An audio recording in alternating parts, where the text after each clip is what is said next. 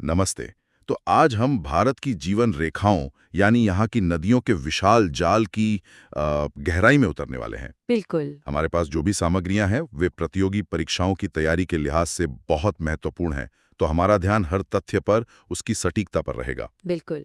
आज की इस चर्चा का उद्देश्य है भारत की नदी प्रणालियों को, खासकर हिमालयी नदियों को एक एक करके समझना। चलिए इसे खोलकर समझते हैं। बिल्कुल। देखिए, किसी भी देश के भूगोल या उसकी अर्थव्यवस्था और इतिहास को समझने के लिए वहाँ की नदी प्रणालियों को समझना फाउंडेशनल है, मतलब सबसे बुनियादी है। और स्रोत बताते हैं कि भारत की नदियों को मुख्य रूप से दो बड़े वर्गों में बांटा गया है। एक तो हिमालय की नदियां हैं और दूसरी हैं प्रायद्वीपीय नदियां। और आज हम हिमालय की नदियों पर ही ध्यान केंद्रित करेंगे। हाँ, और उसमें भी हम विशेष रूप से सिंधु नदी तंत्र की विस्तृत जांच करेंगे, जो कि परीक्षा के दृष्टिकोण से बहुत अहम है। तो चलिए सबसे पहले कुछ बुनियादी परिभाषाओं को स्पष्ट करते हैं।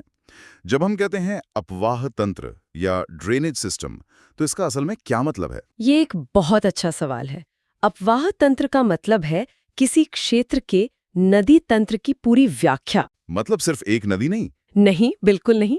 इसमें निश्चित वाहिकाओं मतलब चैनल्स के माध्यम से जो पानी का पूरा प्रवाह होता है वो सब शामिल है, एक पूरा नेटवर्क। अच्छा, और स्रोतों में नदी द्रोणी, जिसे रिवर बेसिन कहते हैं, और जलसंभर यानी वाटरशेड, इन दोनों के बीच में एक अंतर बताया गया है। हाँ, और ये अंतर जानना दिलचस्प है। देखिए, बड़ी नदियों का जो जल ग्रहण क्षेत्र होता है उसे नदी द्रोणी कहते हैं। जैसे गंगा द्रोणी। बिल्कुल। और जो छोटी नदियां या नाले होते हैं उनके क्षेत्र को जल संभर कहा जाता है। ये स्केल का फर्क है। और आंकड़ों के हिसाब से भारत में ये कितने हैं? आंकड़े बताते हैं कि भारत में लगभग 23 बड़ी और 200 छोटी नदी द्रोणियां हैं। 200? हाँ, ये हमें भारत के जल संसाधनों की विशालता का एक अंदाजा देता है। तो अब सीधे हिमालयी नदियों पर आते हैं। इनका उद्गम, जैसा कि स्रोत बताते हैं, तिब्बत में मानसरोवर झील के पास से हुआ है। सिंधु, सतलज और ब्रह्मपुत्र, ये तीनों प्रमुख नदियां वहीं से निकलती हैं। पर यहाँ एक बहुत ही दिलचस्प बात सामने आती है कि ये नदियां पूर्ववर्ती हैं। इसका क्या मतलब है? ऐसा लगता है जैसे ये हिमालय से भी पुरानी है। और ये सच भी है। पूर्ववर्ती या एंटीसीडेंट होने का ठीक यही मतलब है। ये नदियां हिमालय के उत्थान से भी पहले से बह रही थीं। ये कैसे मुमकिन है? सोचिए, ये नदियां एक रास्ते पर बह रही थीं और धीरे धीरे लाखों सालों में इनके रास्ते में हिमालय पर्वत ऊपर उठने लगा। तो इन्हें तो अपना रास्ता बदल लेना चाहिए था। पर इन्होंने नहीं बदला। इन शक्तिशाली नदियों ने हिमालय की तीनों श्रेणियों को जैसे जैसे वो उठी वैसे वैसे उन्हें काट कर अपना रास्ता बनाए रखा। अच्छा। और इसी प्रक्रिया में गहरी घाटियों और गॉर्ज का निर्माण हुआ। तो ये नदियां सच में पहाड़ों से भी पुरानी हैं। कमाल है। इसका मतलब ये आज भी बहुत सक्रिय होंगी। बिल्कुल।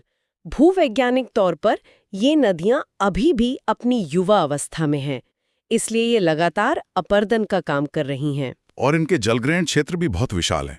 मैंने पढ़ा कि गंगा का जलग्रहण क्षेत्र ही लगभग 9 लाख वर्ग किलोमीटर का है। सही है। और इन्हें सदावीरा या बारहमासी भी कहते हैं। हाँ, क्योंकि इन्हें सिर्फ बारिश का पानी नहीं मिलता। सही।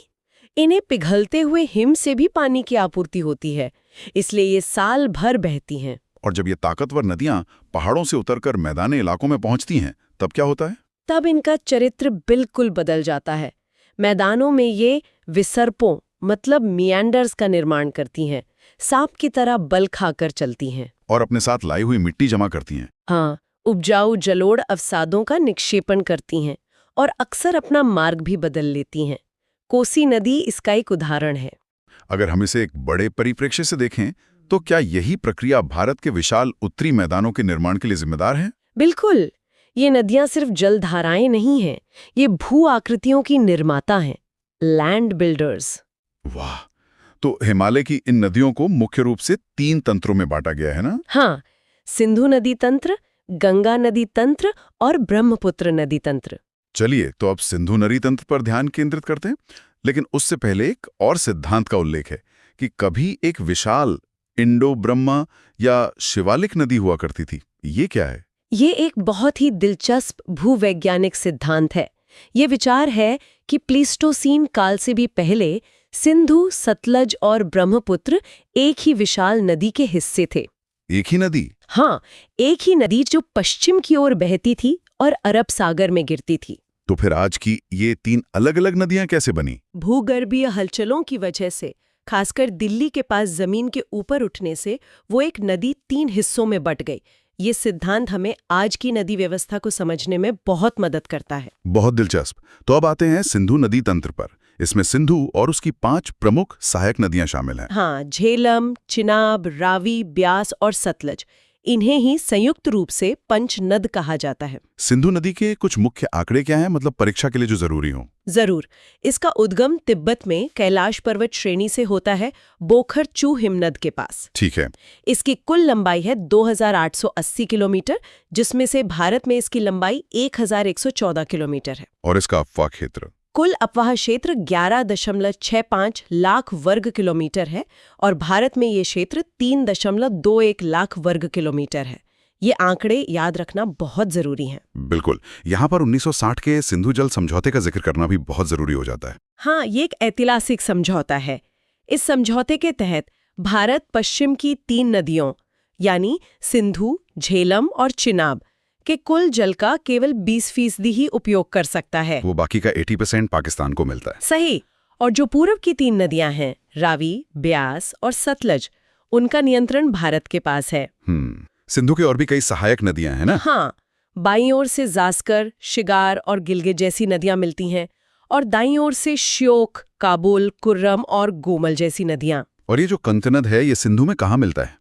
ये पाकिस्तान में मिथुनकोट के पास सिंधु में मिल जाता है। ठीक है। तो चलिए अब पंचनद की हर नदी को क्रम से और तथ्यों के साथ समझते हैं।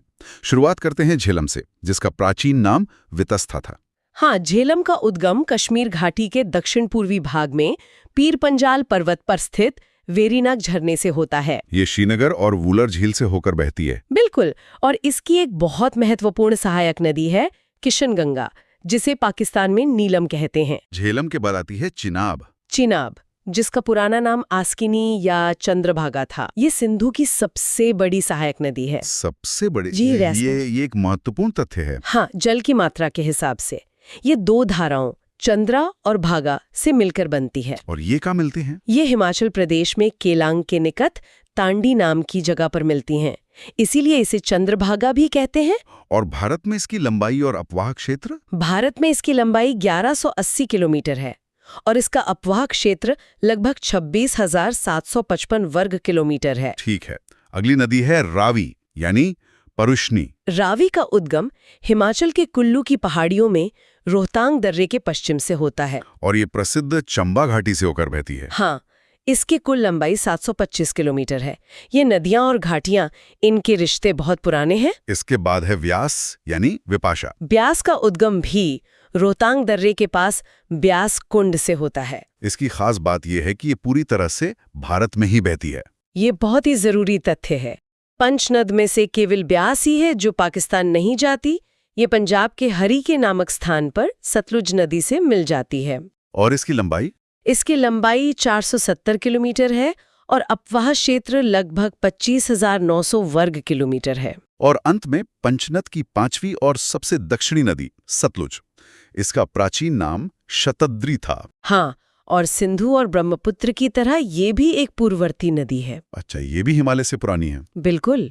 इसका उद्गम भी मानसरोवर के निकट राकसताल, जो कि तिब्बत में है, वहां से होता है। और ये भारत में कहां से प्रवेश करती है? ये शिवकीला दर्रे के पास से भारत में प्रवेश करती है। स्पीति इसकी एक मुख्य सहायक नदी है। और इस नदी पर बना है प्रसिद्ध भाखड़ा नांगल बांध। हाँ, जो कि भारत के लिए बहुत ही महत्वपूर्ण है। भारत में सतलुज की कुल लंबाई 1050 किलोमीटर है और इसका अपवाह क्षेत्र 28,090 वर्ग किलोमीटर है। तो हमने इन सभी तथ्यों को देखा। अपवाह तंत्र की परिभाषा से लेकर हिमालयी नदियों की विशेषताओं और फिर सिंधु नदी तंत्र की हर सहायक नदी के आंकड़ों को हमने विस्तार से जाना। ये एक व्यवस्थित और गहन जानकारी है जो किसी भी परीक्षा के लिए अत्यंत महत्वपूर्ण साबित हो सकती है। निष्कर्ष यही है कि हिमालय की नदियां और खास तौर पर सिंधु प्रणाली न केवल भारत के एक बड़े हिस्से को जल प्रदान करती हैं, बल्कि उन्होंने इस क्षेत्र के भू आकार, संस्कृति और इतिहास को भी गढ़ा है। बिल्कुल। इंडो ब्रह्मा सिद्धांत से लेकर सिंधु जल समझौते तक इन नदियों की कहानी भूविज्ञान और राजनीति दोनों से जुड़ी हुई है। ये बात तो है। स्रोतों में ये भी स्पष्ट है कि इन नदियों ने हजारों लाखों सालों से उपजाऊ मैदानों का निर्माण किया है। तो एक विचार जो यहाँ से उभरता है वो ये है कि भाखड़ा नांगल जैसे बांधों से परे जो आधुनिक मानवीय हस्तक्षेप हो रहा है वो इन नदियों की मौलिक प्रकृति को और आने वाली सदियों में भूमि निर्माता के रूप में उनकी भूमिका को किस प्रकार बदल सकता है। ये सोचने वाली बात है। हमारा दखल इनके प्राकृतिक काम को कैसे प्रभावित करेगा, ये एक बड़ा सवाल है।